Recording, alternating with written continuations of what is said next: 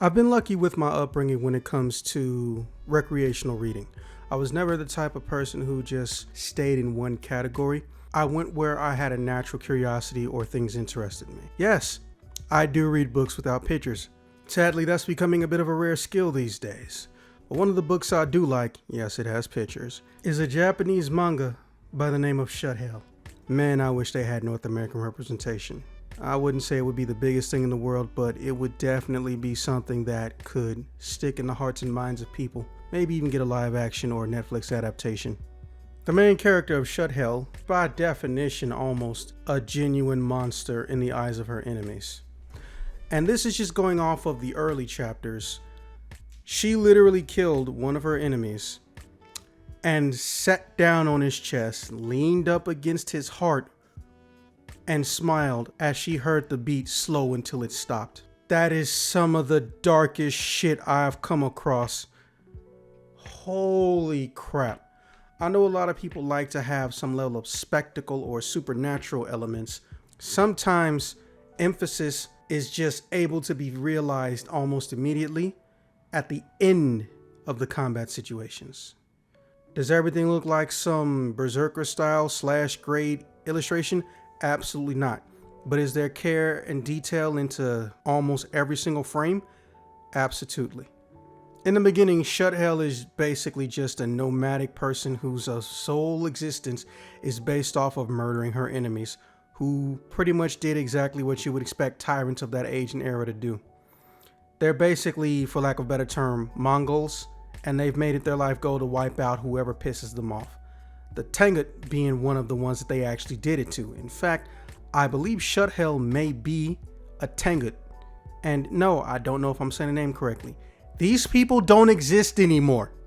But of course, a character who has no one to talk to and just does nothing but mindless slaughter and murder never really is going to last long. She eventually develops empathy and, for lack of a better term, returns to humanity due to meeting various supporting cast and characters, one of the primary ones being a little adorable little puffy cheeked boy. His name's Ural, but as far as I'm concerned, his name is Dexter, because he's a boy genius, he just ain't got the laboratory. Now essentially Shut Hell's name, well, not really name, more of a title that became her name, translates to evil spirit. But Ural, on the other hand, is more of the civilized person and does a lot of the primary speaking when it comes to anything involving diplomatic nature or trying to one-up the enemies when it comes to brains instead of brawn. Although the story has very, very dark areas, make no mistake, through Ural and also the softening of the personality when character development kicks in for Shut Hell, or evil spirit if you will, eventually there becomes more of a balance between their natures and also the storytelling as well as their personalities and character development. I will give you information about a lot of other characters possibly at a later date if people want to see more stuff like this, so please be sure to mention in the comments. Yeah, I'm sure someone will say like and subscribe, but no, seriously, mention in the comments if you want me to go into more detail.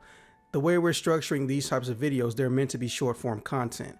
So don't expect any of this stuff to ever run longer than 15 minutes. Hell, you're lucky if you get 11. But I digress. The story centers primarily around these two. Obviously, Evil Spirit, aka Shut Hell, being the star of the show. You soon learn that there's other elements and also side plots that become equally intertwined. And the more time passes and the closer the conflicts come to all of these characters meeting, unfortunately, the sooner you get to your ending. I hate to say it, but as good as this book is, one of the only downsides as far as I'm concerned is that the ending came too swiftly. It's only 90 chapters, or not 90 chapters, it's more like 14 volumes, which gets to about 90 chapters, if I'm counting correctly. But on top of that, right when primary characters get together, that you've been building up to them being introduced or being reconnected, boom, you're pretty much at the end of it. Would I recommend Shut Hell? Absolutely. It has no North American representation. In fact, I don't even think it has continental representation in the Americas at all. It's straight out of Japan. It's pretty unheard of, but it has a very good fan base. It's just hard to find out where they are, or rather, they don't speak English. The artwork somehow has this unusual, unique detailing of period accurate clothing, because most of this does take place in the 12th century. But at the same time, certain characters' faces are pretty much very unique and distinguishable, but noses come across a little bit lacking. It's almost as if the primary artist attempted to draw noses that specifically didn't look like generic Japanese cartoon stuff, which is basically just a hook line connected to another hook line with no nostrils that seem to have ever existed on those faces. And then he stopped halfway through. I'll make sure there's imagery on screen so you guys can see what I mean by it. By no stretch of the imagination is this person an amateur. Like, they honestly are not. But their level of detail seems more geared towards everything outside of a face, or they're very good at tracing and copying and pasting different structures, and when they get to character detailing, spending every ounce of their soul on everything until they get to, the nasal area, which is a very common trait of Japanese cartoons or just Japanese illustrations in general. It's kind of sad, but that's a very, very minor issue. You won't find any landmark evolutionary, revolutionary panels or artistic liberties being taken. They definitely put in some good work with their panel. As far as weak points, or cons if you will, for this story, like I said, the best and biggest con is that 1, it's over too soon.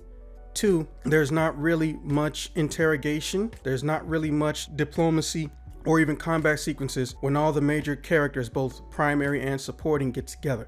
Literally, by the time they show up, you're more than likely a good 25-30 chapters away from its ending.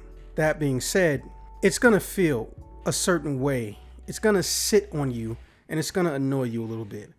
But the mark of a good piece of media is always how it lingers in your mind, how it inspires you, or how it makes you continue to feel once it's done. I'm not saying you're going to get some Star Wars sensation, some Marvel MCU sensation, but you will have a feeling of, I don't think that's fair what happened to her. I don't think what they shoehorned in at the last minute makes up for everything that happened beforehand. And to be honest, you won't be the only person who feels that way. Honestly, the combat situations are very fun and unique. It's not always, oh, here's an enemy that can lead me to the next enemy, that can lead me to the next enemy. And also expect unique combat situations, because for the most part, Shuthell literally never uses a sword to my knowledge. And I can't even give a proper name to what she fights with 9 times out of 10. And she's not scared to bite a motherfucker. That being said, if you have a problem with stories that don't just want to have, hey, here's somebody who's strong. Oh no, he got his ass beat. Let's go get strong again. Yay, we can beat their ass again. Something even Akira Toriyama himself has stated gets old and stale for him, hence the creation of more unique situations. I don't know what to tell you. I'm not here to try to cater to any one specific demographic, and I'm not here to try to pretend like one specific genre of any form of media is superior to the other. I'm trying to inspire people to actually want to go and diversify their literary portfolio, so to speak. I can lead you to the water of knowledge, but I cannot make you partake of it. Alright, so let's summarize those final thoughts. I recommend this, aka I say Shuthell is a pickup. That being said, you can't really pick it up, it's free. I might even give you guys links to where you might be able to acquire it, so to speak. In the case of Shuthell, one of the pros are the unique writing, the unique cast of characters, and the story and setting being very, very uncommon, at least in Korean books as well as traditional graphic novels that come from, the Far East.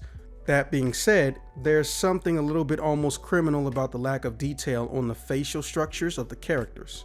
Again, that nose is just somehow a pain, but also underrated, if that's even possible.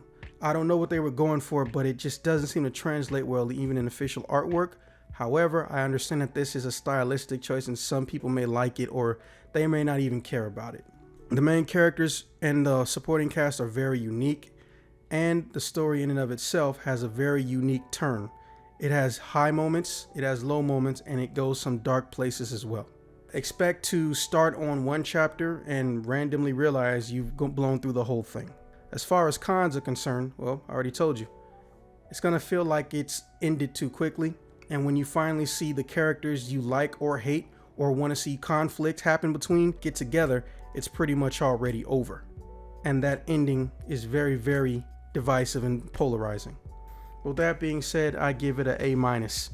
They pretty much did everything you could do right, barring few exceptions. And those few exceptions are so minor, it won't actually take away from your enjoyment of it.